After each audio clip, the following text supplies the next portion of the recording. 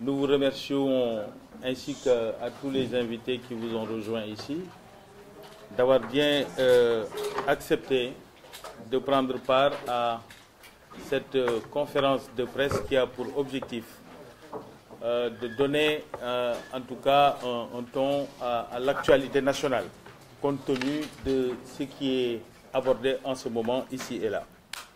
Je m'en vais sans tarder donc vous lire le texte liminaire proposé. Les manœuvres politiciennes d'une opposition aux abois sans projet sérieux pour le pays, afin de faire croire au peuple que la majorité Benno Bokk Yakaar n'a rien réalisé, se heurte inexorablement à la ténacité des faits. L'eurobond de 1200 milliards accordé par les marchés financiers vient porter un coup aux manipulateurs de l'opinion, puisque cette opération financière marque pour une bonne fois la crédibilité des politiques économiques conduites dans notre pays depuis 2012. Ces résultats constituent le condensé d'un cadre macroéconomique stable et performant grâce, entre autres, à la réforme de l'environnement des affaires et à l'assainissement des finances publiques. Désormais, le Sénégal maîtrise sa politique énergétique et elle est fondée sur une vision audacieuse, structurante, qui contribue à la croissance au lieu d'en être le frein. La production nationale s'est globalement améliorée dans tous les secteurs économiques. C'est donc logiquement et en conséquence que la croissance économique de notre pays est progressivement passée de 1,7% en 2012 à 7,2%, atteignant un niveau et sur une aussi longue durée jamais égalé dans notre histoire. S'agissant de l'affaire de la mairie de Dakar, il faut rappeler que nous sommes loin de l'époque où les journalistes dans notre pays ont été maltraités, secoués, molestés, emprisonnés et leurs locaux saccagés sans suite parce qu'ils avaient commis l'outrecuidance de dénoncer les dérives inacceptables du régime du SOPI. La justice sénégalaise a prononcé le droit au nom de la République du Sénégal et du peuple sénégalais. Prétendre dans ce contexte que le procès de la ville de Dakar est un procès politique relève tout simplement et d'évidence de la myopie intellectuelle, pour ne pas dire de la mauvaise foi. Il est triste par ailleurs de constater comment certaines identités politiques tentent piteusement de prendre en otage l'opinion nationale au gré de leur confort et de leurs intérêts de bourgeois. Si chacun voit le droit à l'aune de ses intérêts du moment, la République deviendrait forcément parcellaire. Et le profil du justiciable ne saurait en aucun cas primer sur l'institution judiciaire elle-même. Mesdames et messieurs, chers journalistes, nous encourageons à ce stade le dégel constaté est né des propositions faites par le président de la République pour améliorer sensiblement le revenu des enseignants. Cela démontre encore une fois l'attachement du chef de l'État pour l'école publique sénégalaise, qui était en proie à des perturbations, et l'école publique est l'école de la République. Et c'est pour cela que le chef de l'État, tant au niveau des carrières des enseignants, autant pour l'habitat social et aussi bien pour le relèvement des indemnités, des propositions importantes ont émané de son Excellence le président de la République, Macky Sall. Cela témoigne encore une fois de son attachement pour toute l'école et pour tous ses acteurs.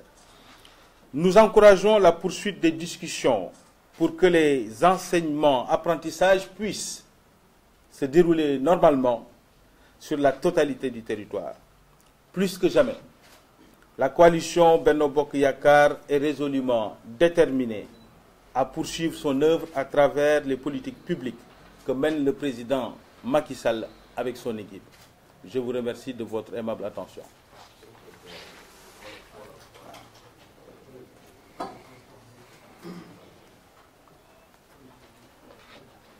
mbokk yi ak xarit yeeg andi jàmm yi fi teew tey cellule communication Benno Bokk Yakaar dafa bëggoon a waxtaan ak journalistes yi ba tax mu wootee bëggoon a wecceek ñoom ci lu bari li nga xam ne xew na fi ci jamono yi ñu wax ko fi te mu laaj tuuti ñu indi ci ab leeral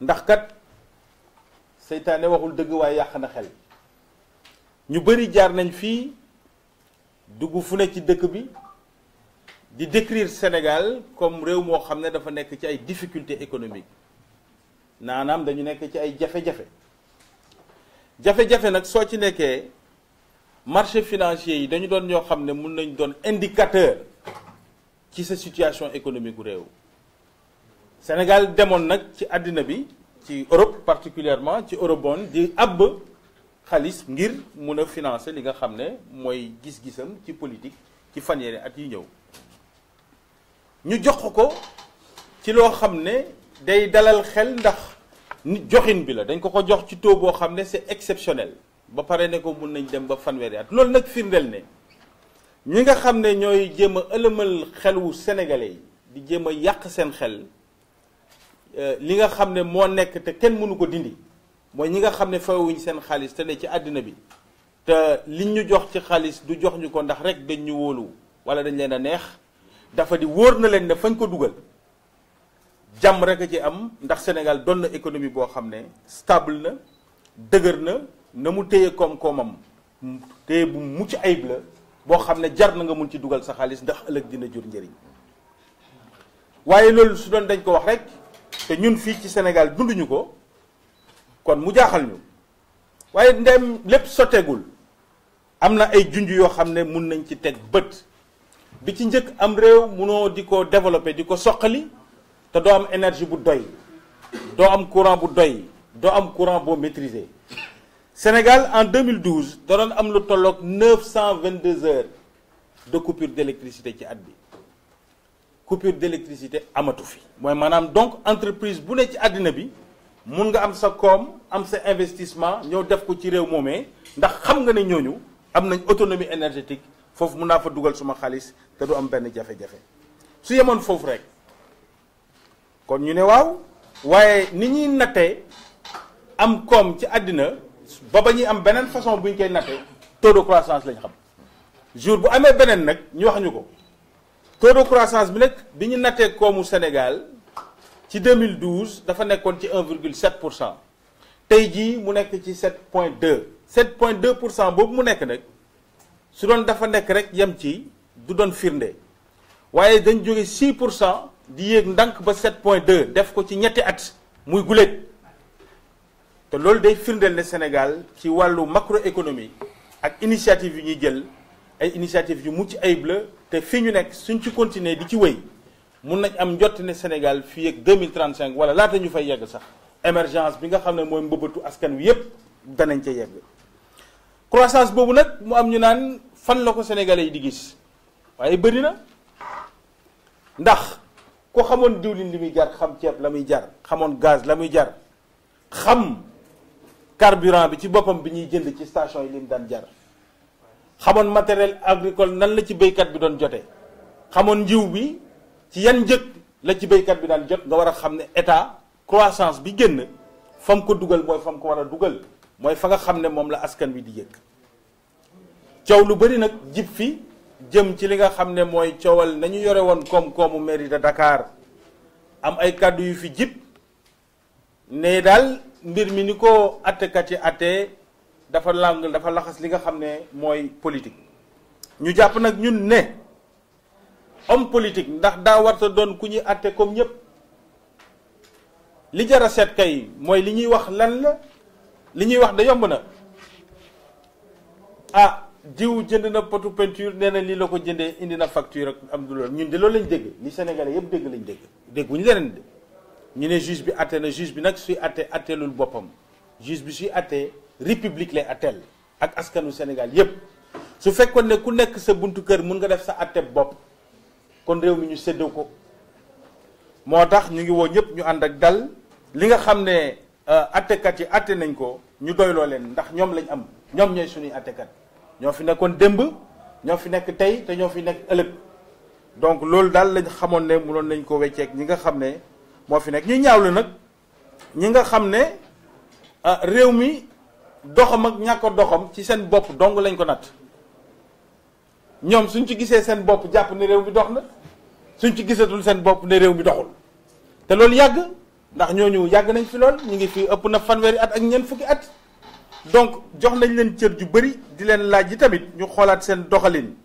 ndax wax ci réew am na fu muy toll day laaj ñëpp dajaloo am ñoo xam ne dañuy am discours bu ci ñëpp njaboote ñëpp waaye toog foo xam ne selon li la intéressé yow ndax jot nga kenn jotoo ci sa confort bopp yow rek nga ne kon mi ngi dox wala doxul loolu rafetul ci li ñu yéene sunu démocratie ñu bëggoon nag rafetlu junj yi nga xam ne seetlu nañ ko ci waxtaan wi jëm ci diggante jàngalekat yi ak nguur gi te président de la république bi nga xam ne moo njaboote ñëpp dugal ci loxoom ba ñu am ci tuuti yaakaar ñuy encouragé ñi nga xam ne ñoo wër njàngum xale yi ñu continuer waxtaan wi bu ko defee fii ak diir bu gàtt am na njott ne li nga xam ne lépp moo ci doon ñagas dinañ ko jubbanti ci territoire u Sénégal yépp Benno Bokk Yaakaar nag tey ak suba ak démb ci yem nañ taxawe woon ngir xeex ndóol ci réew mi nañ taxawe woon ngir xeex luubal ci réew mi nañ taxawe woon ngir jox askanu Sénégal ay moyens yu mu développé réewam pas pour moom rek pas pour tey rek pas pour sénégalais tey rek mais sénégalais ëllëg yi ak gannaaw ëllëg loolu nag dina laaj tuuti liggéey dina laaj liggéey bu bëree bëri dina laaj muñ mais dina laaj aussi ñuy waxtaan ñun ñëpp boole ci acteurs yëpp ñuy gërëm ñëpp di leen sant wasalaam jërëjëf. Alors, s'il y a des questions, il faut répondre. Oui, s'il y a des questions, des journalistes qui souhaitent poser des questions, on prend une première liste. Vous n'avez pas de questions? Oui, le nom c'est comment? Cheikh Tidiane Kandé. Cheikh Tidiane, quel organe? Sénégal. Sénégal. Il y a un autre? Bon, on démarre. Oui, c'est comment le nom? Amadou Lamine Ka. Mamadou Lamine Ka. Oui. Quel organe? Il y a un autre? Bon, on démarre avec les deux. Cheikh Tidiane. Voilà, merci, je vous remercie. Moi, je n'ai pas revenu sur le dernier point par rapport au procès. Alors, on vous a entendu tout de suite dans votre allocution de faire une autre promesse d'émergence d'ici 2035. On avait, dans les années précédentes, eu aussi une autre promesse du président de la République qui nous avait promis, en tout cas, une autosuffisance alimentaire en 2017. Est-ce que pensez-vous que ce n'est pas une autre promesse de plus ajoutée à celle que vous venez de dire? Ok, on prend l'autre question. Mamadou Lamine Ka. Voilà, il y a parmi certains membres de Benno Bokk Yakaar qui proposent aujourd'hui l'abandon du parrainage. Est-ce que vous êtes dans une dynamique d'abandonner ce projet de loi pour ne serait-ce qu'apaiser la tension sociale? L'autre question, elle est relative à l'eurobond que vous avez évoqué tout à l'heure. Est-ce que souvent il n'est pas bon aussi de prendre en compte certaines critiques, surtout par rapport à cette dette, parce que beaucoup pensent que cet eurobond a été mal négocié, surtout que c'est, comment dirais-je encore, c'est mal négocié, surtout par rapport au dollar. Ok.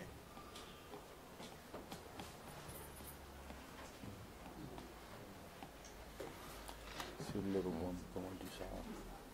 Non, mais je peux, si tu veux, je rebondis. Il y avait Habib aussi qui était préparé pour l'eurobond. Oui, Habib Komar.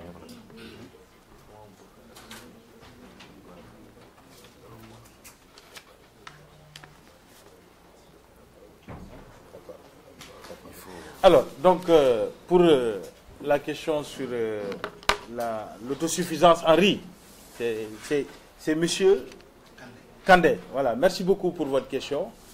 Comme on a eu à le préciser récemment, la question rizicole constitue l'un des plus grands succès de la politique de la majorité de Benno Bokk Yakaar. Pour une raison très simple. globalement sur l'agriculture d'ailleurs. Depuis l'indépendance nationale, pour la première fois, le moteur d'importation de riz est inversé dans notre pays. On devrait tous saluer cette performance. Désormais, d'année en année, nous importons moins de riz. Parce que nous avons renforcé l'équipement, parce que nous avons renforcé l'accompagnement, parce que les surfaces emblavées ont été renforcées, parce que également la politique de l'État en qualité de semences a été renforcée. Parce que les options de l'État du Sénégal en matière agricole ont été très claires dès le départ. Il faut faire en sorte que nous produisions plus pour qu'on puisse moins importer de riz, et c'est le cas aujourd'hui. Je pense que nous ne pouvons pas rougir des résultats qui ont été obtenus sur la question rizicole, puisque désormais, d'année en année, nous importons de moins en moins de riz. Ce qui est une performance en soi inédite, parce que jamais dans l'histoire du pays, on a inversé la tendance d'importation de riz dans notre pays. Donc c'est un grand succès. Voilà. Donc, s'agissant du parrainage, nous pensons que le parrainage fait partie des mécanismes de filtre démocratique qui permettent de préserver le fonctionnement des démocraties et le fonctionnement du système électoral. Lors des législatives, vous l'avez tous constaté, nous avons eu une participation exceptionnelle de 47 listes. Évidemment, l'État a fait face avec évidemment des incidences budgétaires et des incidences au plan fonctionnel et matériel.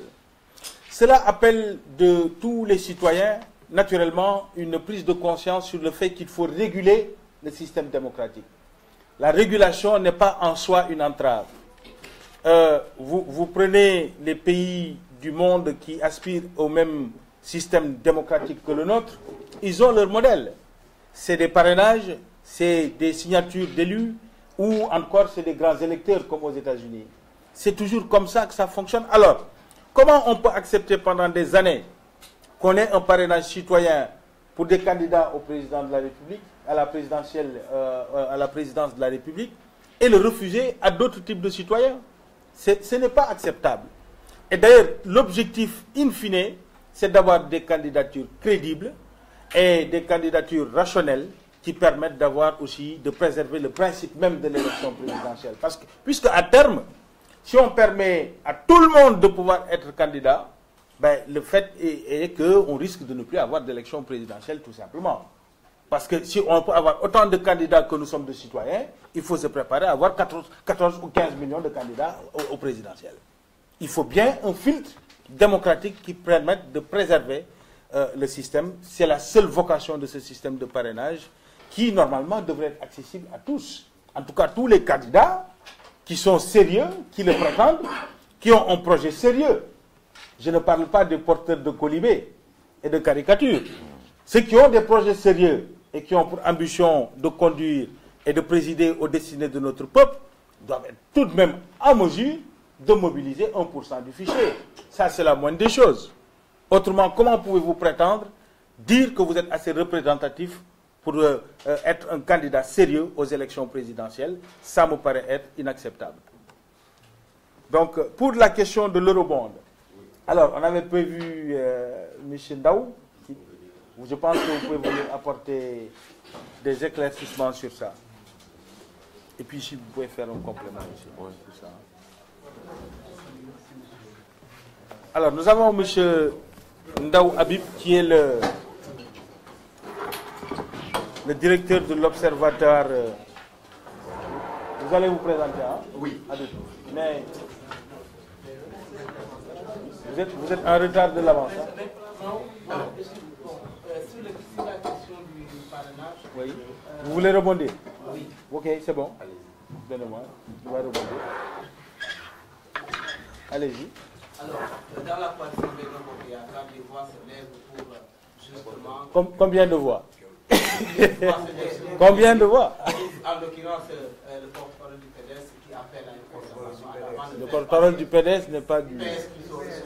Oui. Pour faire passer. Ouais, mais vous avez dit des voix. Des voix. Combien de voix? En tout cas, des voix. Donc une voix. Ma question est la suivante. Ma question est la suivante. Oui. Alors, ils appellent à une concertation avant de faire passer la loi sur le parrainage et risque de la crainte de ne pas vivre les mêmes événements qui sont passés le 23 juin. Qu'en pensez-vous? Est-ce qu'il est nécessaire de dialoguer autour avant de faire voter la loi sur le parrainage? Alors, je n'ai pas compris la fin de votre question, mais je vais tenter de répondre. Dites-moi alors. Le problème exactement aujourd'hui, c'est qu'il y a le truc qui s'installe sous crainte de la situation du 23 juin. Et pourquoi? Parce que l'opposition et beaucoup de Sénégalais promettent d'assiéger l'Assemblée nationale si jamais cette loi sera votée. Et des voix s'élèvent pour appeler à une concertation du côté de la mouvance présidentielle. Oui. Qu'est-ce que vous en dites? Des voix. Donc d'abord, il n'y a pas des voix qui s'élèvent dans le cas. Des voix, non, personne n'a entendu des voix. Voilà, d'accord. On peut être d'accord sur ça. On peut être d'accord sur ça. Vous avez donc un député de l'Assemblée nationale, membre de la majorité qui a donné son point de vue qui est tout à fait acceptable. Il n'y a pas de problème, ça n'engage ni son parti ni la coalition. Parmi nous, nous ne pensons pas tous la même chose. Si on pense tous la même chose, c'est qu'on a cessé de penser. La vérité, c'est que c'est un débat public qu'il faut porter. Maintenant, il y a le fameux drapeau rouge que tout le monde agite du 23 juin. Mais le 23 juin, mais vous savez ce qui s'est passé le 23 juin, monsieur? L'ancien président de la République a changé les règles du jeu pour dire qu'à partir de 24%, vous pouvez faire passer le ticket présidentiel sans concertation, sans discussion, modifiant complètement et fondamentalement les règles du jeu démocratique. Mais on n'est pas dans ça. Ça n'a absolument rien à voir. Nous étions dans un pouvoir, comme je vous l'ai dit tout à l'heure, qui a saccagé les locaux des journalistes, qui agressait les gens dans la rue. Liberticide. Il y avait 17 morts dans la rue. Monsieur, ça n'a rien à voir avec ce que nous vivons aujourd'hui. Absolument rien à voir. Ce recul démocratique de l'époque et qui coinçait le débat politique entre accepter qu'on change les règles du jeu démocratique parce qu'on va aux élections et quelqu'un peut avoir son ticket présidentiel avec 25% dès le premier tour. Et cette situation d'aujourd'hui, ça n'a absolument rien à voir.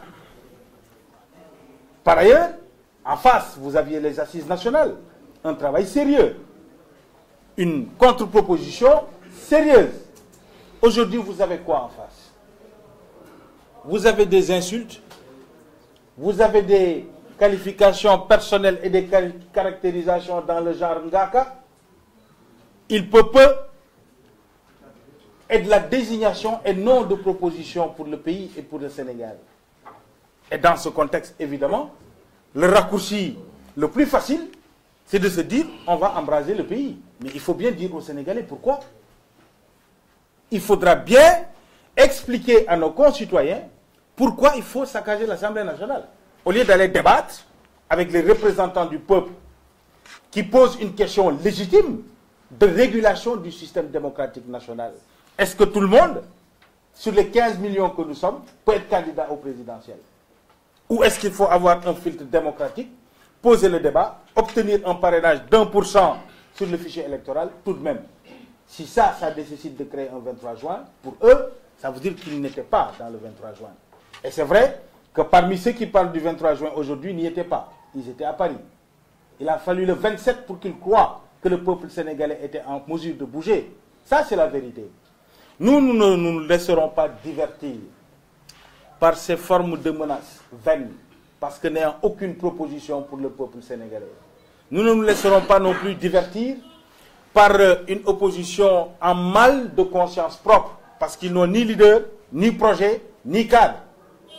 Par contre, nous faisons totalement, bien évidemment, aux forces régaliennes, aux forces de l'ordre, et à la démocratie sénégalaise et au peuple sénégalais. À vous entendre parler de projet, mais écoutez, la concertation, elle a toujours été de mise. Jamais dans ce pays, on a mis en œuvre des réformes sans consultation. Jamais.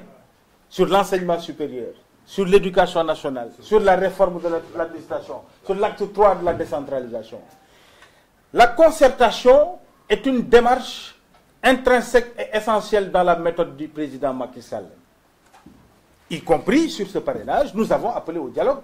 Mais vous savez, ceux qui ont refusé de venir parler de comment on va aller aux élections. Il est temps aussi qu'on pose les vraies questions, qu'on pose à cette opposition la question de savoir où est son projet et quelle est son ambition pour le Sénégal. Et pourquoi ils sont toujours dans cette logique d'autodestruction finalement. Évidemment, nous ne les suivrons pas sur ce terrain. La culture du dialogue va se poursuivre, mais personne ne pourra empêcher la consolidation de cet héritage démocratique qui n'est pas le nôtre. Nous l'avons hérité de nos pères. Et nous allons le poursuivre et nous le défendrons vaille que vaille, en tant que système démocratique référent dans tout le continent africain et même dans le monde.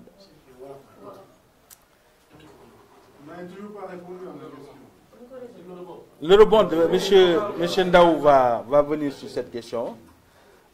Ci wolof parrainage bi ñu bëri addu di ci wax c'était sur le riz. Waaw dañu ne woon sur le riz, on a atteint l'autosuffisance en oignon. On est à 400 000 tonnes. Cette année, on va atteindre l'autosuffisance en pommes de terre à 120 000 tonnes. L'autosuffisance en tomates aussi cette année. Ok, d'accord. waaw ci daf ma doon laaj mbéyum ceeb mi fan la toll ci réew mi ak liñ ci jotoon a wax ñu ne ko nag mbéyum ceeb mi moom bokk na ci li nga xam ne Sénégal yépp mun nañ gisal seen bopp ne ceebu mbéy dugg na ci kër yëpp amul benn kër ci ñi fi toog fii yëpp fu ceebu mbéy duggul sa kër kon nag loolu firnde weesuwu ko firnde weesuwul ceebu mbéy bi nga xam ne ñun ñëpp suñu biir kër yi ku ci ne yaa ngi gis saaku bi yaa ngi koy lekk te daawul am gala 2012 loolu firnde mënu ko weesu bu loolu weesoo suñu demee nag ci xayma ba Sénégal ba léegi guléet jéggaani ceeb bitim réew tàmbale di wàññeeku at bu jot kon nag war nañoo mun a jàpp ne njott bu rafet war na mun a am ci at yi ñëw dina gën a jëm kanam ba nga xam ne ceeb ci boppam lañ datul jéggaani bitim réew waaye ci wàllu mbéy ci boppam dañoo bëgg a fàttali ne yi tamit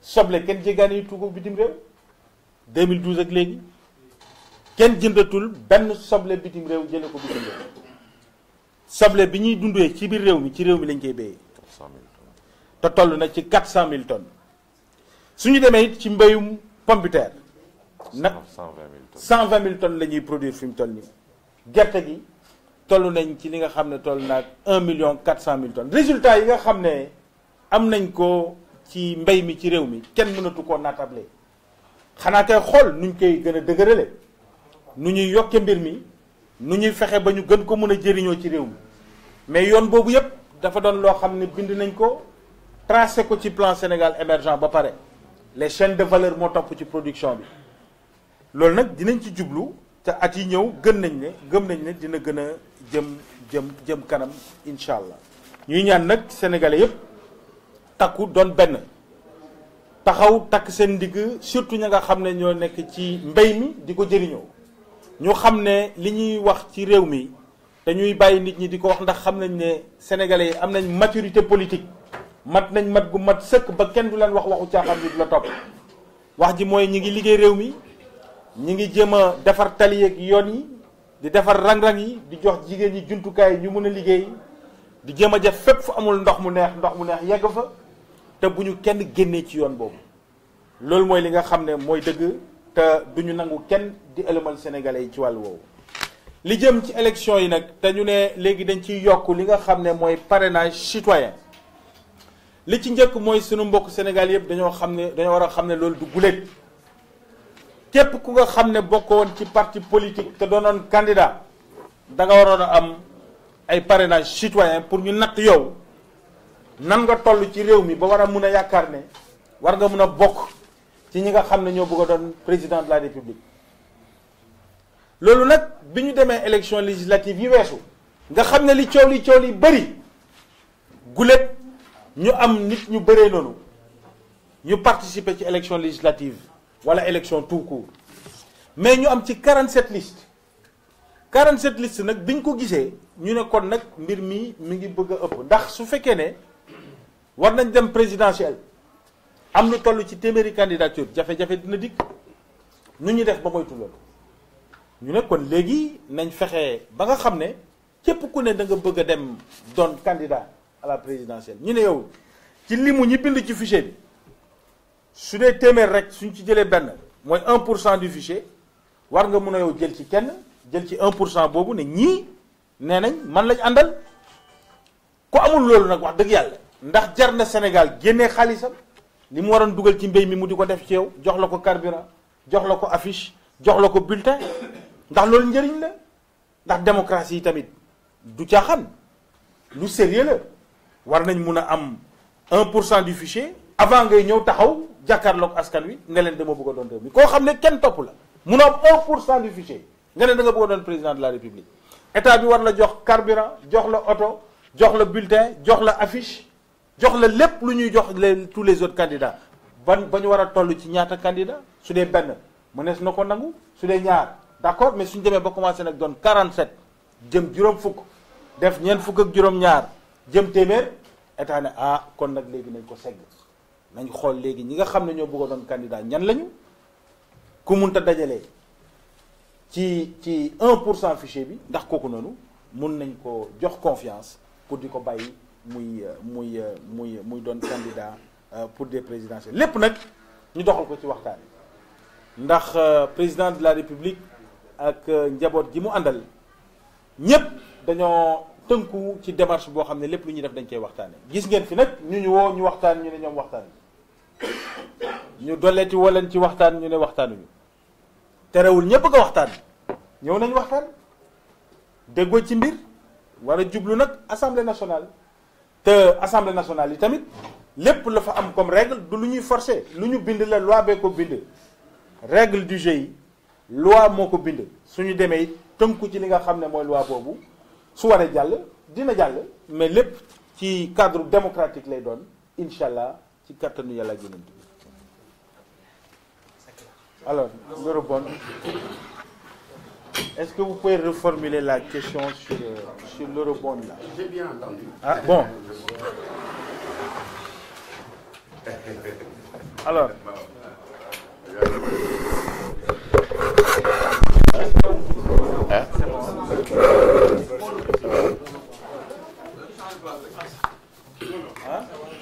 Non, parce que...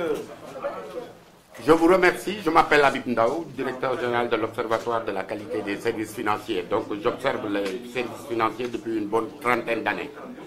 Pour comprendre...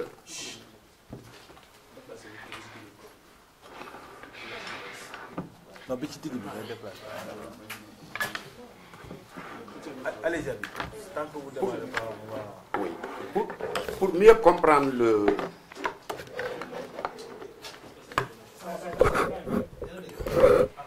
Pour mieux comprendre le succès de cet eurobond, il faut partir d'un premier succès que le président Macky Sall a pu avoir dans le domaine de la mobilisation des ressources. C'est quand on lançait le plan Sénégal émergent à Paris.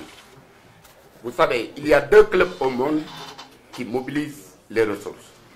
Il y a le club de Paris, constitué essentiellement des États, et le club de Londres, constitué des investisseurs privés. Et ce sont eux qui nous ont donné cet eurobond, le club de Londres. Au club de Paris, quand le président Macky Sall a présenté son plan Sénégal émergent, de quoi il s'est agi? Les investisseurs financiers, ils vérifient la signature, la crédibilité des programmes, la robustesse des projets qui sont proposés et la transparence dans le pays et en fin de compte la stabilité. Cet eurobond de 1 milliard, de 1200 milliards qui a été engrangé, c'est le deuxième succès en matière de mobilisation de ressources sur le plan international. Parce qu'encore une fois, ça vient de confirmer que les chiffres qui sont avancés, croissance 7%, production agricole 1 400 000 tonnes, c'est des chiffres vérifiés, authentifiés par des organismes indépendants. Le Sénégal est actionnaire au Fonds monétaire à la Banque mondiale, j'en parle pas, mais Standard & Poor's et Moody's, c'est des agences de notation autonomes des États. Tous les États au monde recourent pour le financement de leur politique économique à des emprunts obligataires sur les marchés financiers, c'est ça qu'on appelle eurobond. Donc en consacrant 1200 milliards au gouvernement sénégalais, c'est une confirmation de la santé politique, de politique économique du président Macky Sall. Pour plusieurs raisons, la signature elle est bonne, les projets sont viables et bancables. Je vais vous donner un exemple, allez à la banque, vous essayez d'emprunter. On va vous demander, est-ce que vous avez assaini votre système, votre situation budgétaire? C'est ce qui a été fait. Il y a eu un assainissement de notre situation budgétaire, de nos finances publiques. Il y a eu ce qu'on appelle le Yoni Yahanal, parce qu'on a trouvé un pays en 2012 où il y avait 922 heures de coupure, où il y avait des pénuries cycliques de gaz. On a trouvé un pays où il y avait des bons MP, où le plan Takal nous coûtait 250 francs. Le coût de production du plan Takal coûtait 250 francs. Coût de production, je ne dis pas coût de cession.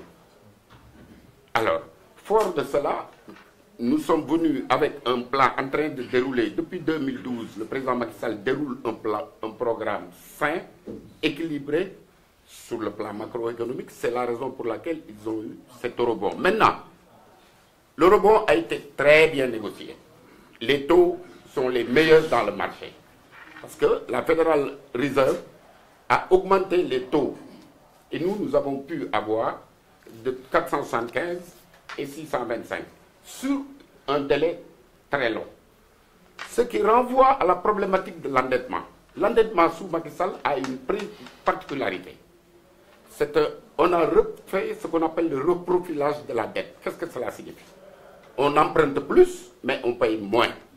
Parce que l'ensemble du stock de la dette est concessionnel. Quand je dis concessionnel, c'est-à-dire un taux bas, une période d'amortissement longue et une période de différé. Ce qui fait que l'endettement du Sénégal, il est sain, même si on est à peu près à 62 à 63%. Maintenant, concernant le dollar, vous vous êtes inquiété en disant vous empruntez en dollars. Il y a ce qu'on appelle les clauses d'indexation. C'est-à-dire que les clauses d'indexation, c'est-à-dire le gouvernement du Sénégal se couvre contre les risques de change. Donc il n'y a pas de péril en la demeure. Alhamdulillah Rabbil Alamin, l'argent, les 1200 milliards sont déjà arrivés. Et vous allez voir, on est en train de dérouler, de faire des réalisations et de financer le budget avec cet argent. Voilà, si vous avez une autre question économique, n'hésitez pas.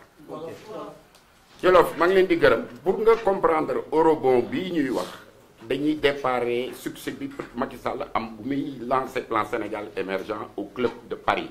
Club de Paris essentiellement état yi la. dafa ñëw teg programme am bi ñu ne ko mais programme bi doy nañu sur place ñun 6 000 milliards lañ indi woon doon ut 3 000 milliards. Sur place on a eu une offre de 10 000 milliards. Vous vous souvenez?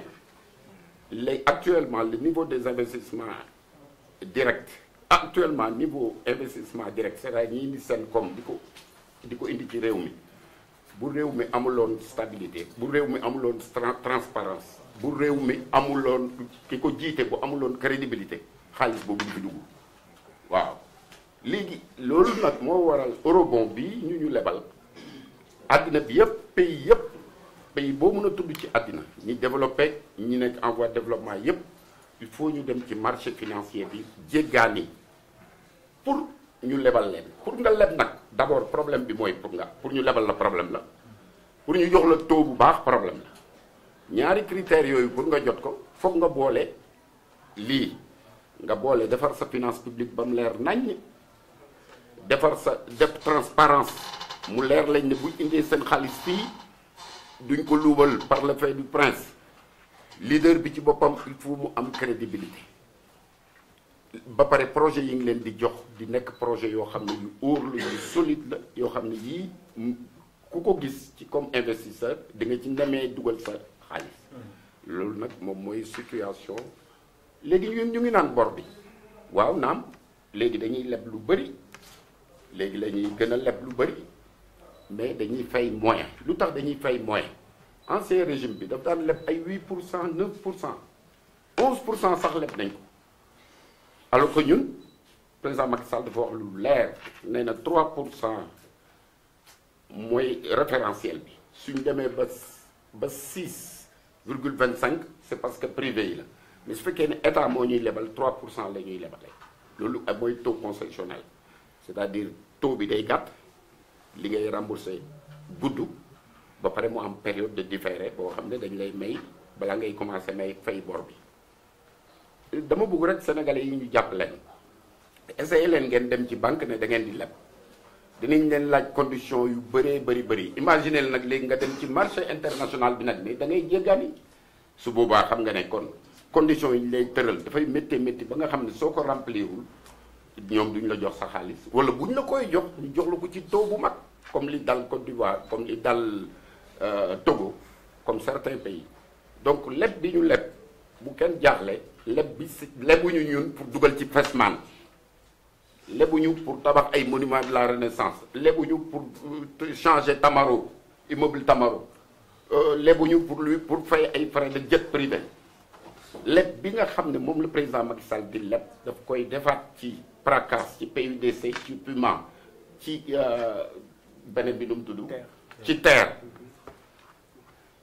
bi ma profité ci bon laajuñu ma ko woon mais terre bi li ngeen xamul mooy Dakar pour décongestionner ko il faut nga xëcc ko vers l'intérieur Diamniadio buñ ko xëccee vers Diamniadio li ko dalee Diamniadio ba Fatick ay terre ay suuf la su ko defee prix du loyer yi day wàcc ñu bëree ngi ngàññ président Macky Sall pour li mu dugal ci terre bi mais parce que dañu xamul ne bi ñëwee ne leen daf na leen damay wàññi bi mu protéger pouvoir d'achat bi daf na leen fexeel leen ba loyer bi wàññeeku gars yi ne ko waaw mun nañ ko légiférer mu ne doyuma damay xëcc Ndakaaru yóbbu centre yi Sénégal ma yóbbu ko à partir de Diamniadio loolu mooy terre bi 115 000 personnes lay yóbbu train bleu bi 15 000 personnes lay yóbbu par jour terre bi ku ne di ci wax waaw loolu tam ñi ci xam ak ñi ci xamul.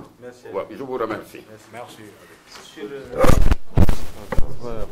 Non, je pense que c'est bon. Y a d'autres questions? Non? Tellement aimé que l'équilibre. C'est bon, hein?